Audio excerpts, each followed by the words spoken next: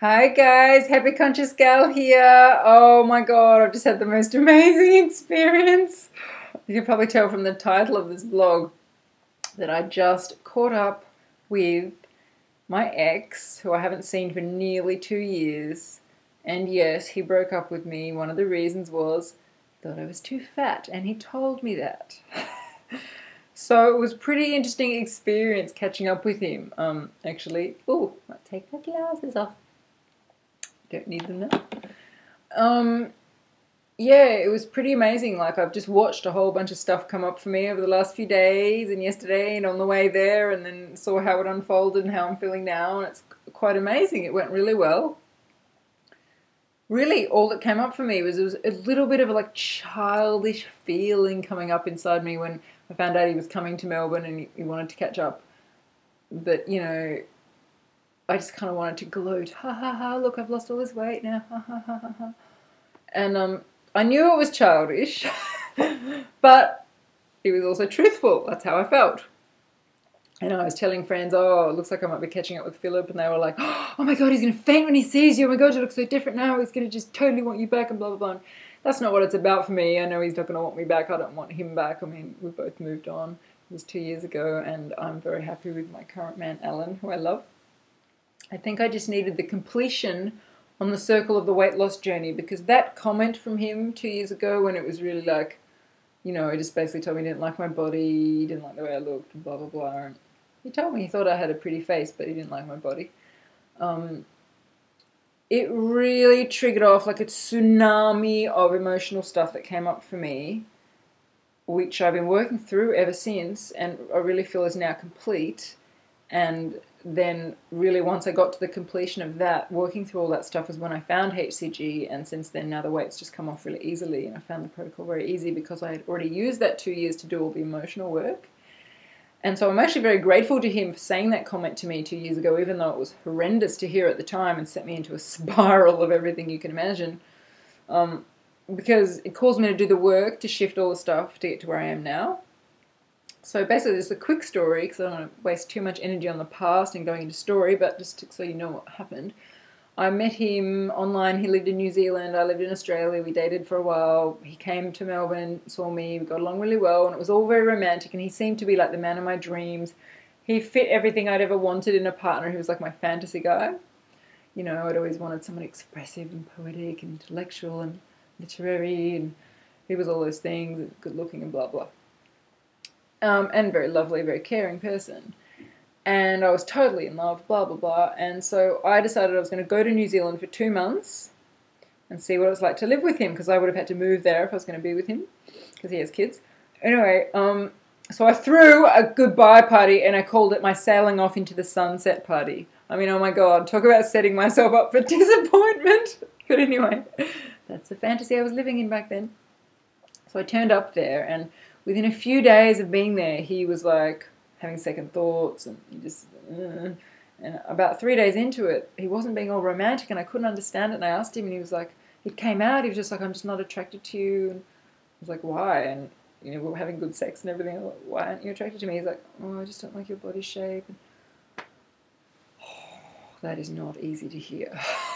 Especially because at that time, I actually wasn't that overweight. I mean, what was I? I was probably about 73, 74 kilograms, so only 10 or 11 kilograms heavier than I am now. What's that, 24, 25 pounds? I mean, I wasn't fat, you know. And the interesting thing is, I didn't feel fat or ugly back then, because the reason that I wanted to lose weight was not because I thought I was ugly. That wasn't my reason. I like myself curvy. I mean, I look gorgeous curvy. You know, I'm a sort of luscious curvy woman, and I like that.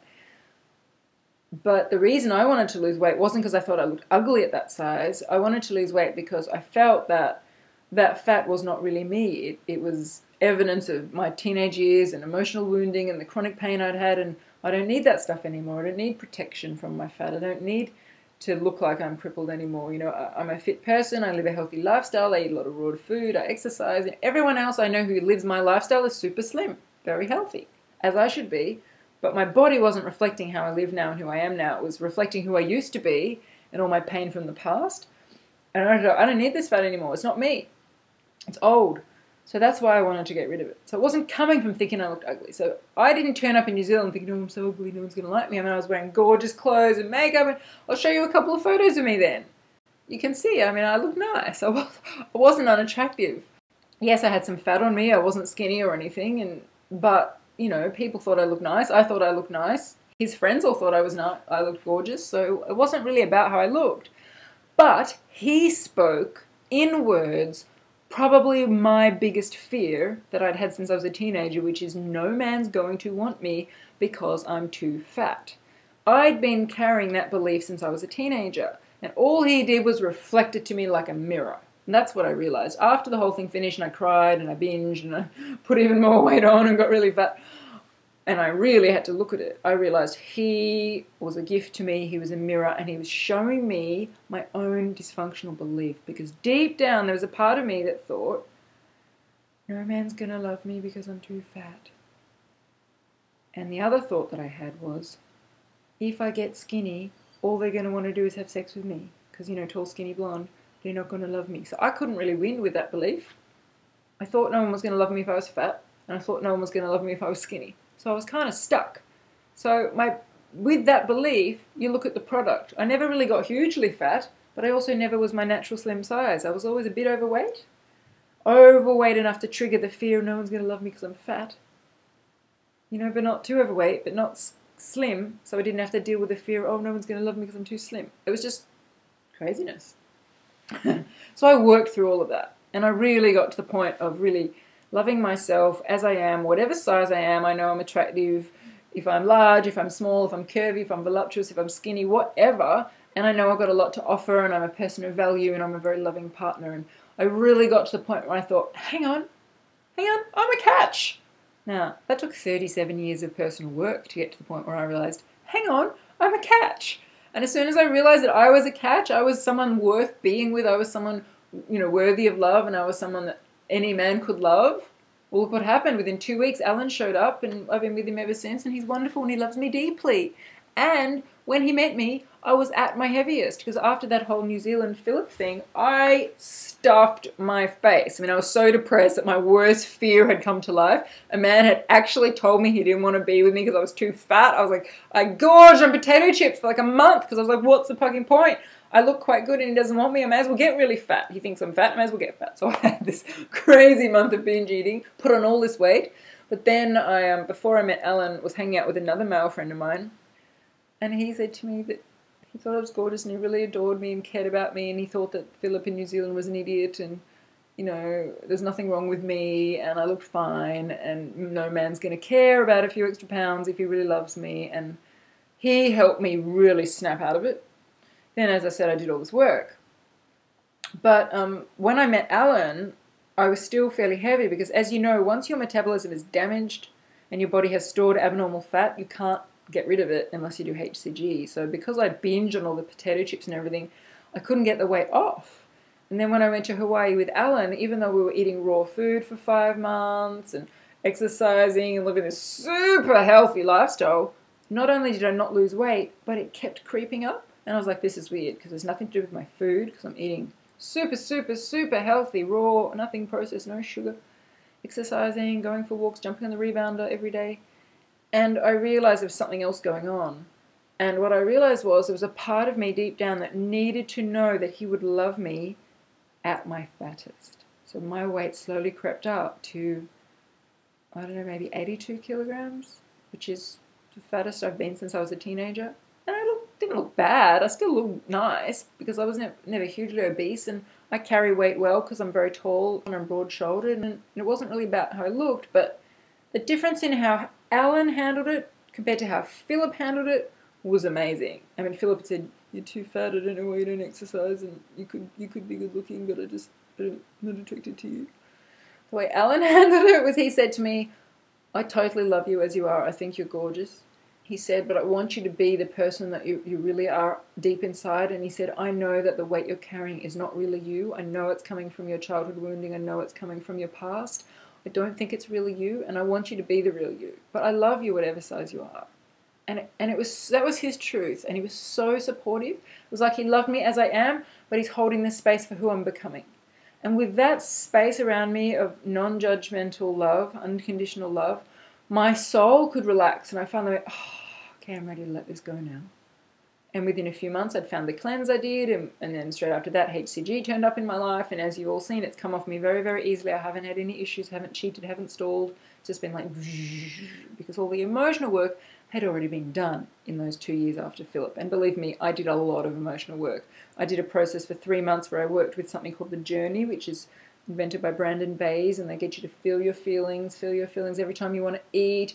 I felt my feelings. What is this coming from in my childhood? I breathed through it. I worked it out. I did shitloads of work. And I'm going to write about a lot of that stuff in the book I'm writing about how to handle the emotional side of HCG. I'm not going to talk about it on this vlog because there's not enough time, but it's a big topic. But just trust me that I did a ridiculous amount of work on all my eating issues, my body image issues, my self-love issues. And I realized that that guy, Philip, was a gift to me because he helped kickstart this whole process of looking at it all. So I'm really grateful to him. And another thing that I realized was that his issues about my body shape were nothing to do with me, because I realized he has some need in him to have some gorgeous supermodel on his arm rather than a real woman, because all his friends had these real women as their partners, like normal looking women, lovely women, not particularly fashion models or anything, just normal women. Some of them are chubby, some of them weren't, but they were normal. Some of them were old, some of them were young. And yet this guy, Philip, wanted to be with a woman who looked like a supermodel. And his ex-wife, who he was still in love with, looked like a Brazilian supermodel. Tall, skinny, black hair, dark olive skin, stunning, like she'd been like in the Miss Universe pageant or something. So I had, the whole time I was with him, this ghost of this woman who's black hair, olive skin, small shoulders, big hips, pear-shaped, opposite of me in every way, who was basically, I was told by him, was his ideal woman, and she had left him, and he wanted her back. He was still in love with her. He had this fantasy going that they're going to get back together and their family's going to come back together, and he'd been pining for her for 2 years. So when I turned up in his life, and he had to face the fact that he was still in love with her, which he didn't want to admit, he projected it all onto me. Even though he and I were very compatible, he projected it all onto me and found any flaw he could so he wouldn't have to open his heart again to someone else, because deep down he still wants to be with her. And I realised, looking back on it all, that it really had nothing to do with me. And he's the one with the problem, because if he needs to have a stunning, perfect-looking woman on his arm, then what does that say about his self-esteem? Because if you saw the pictures, I looked nice back then. I wasn't ugly. So most men will be happy to have a woman on their arms who's attractive. They don't need her to be stunning and perfect.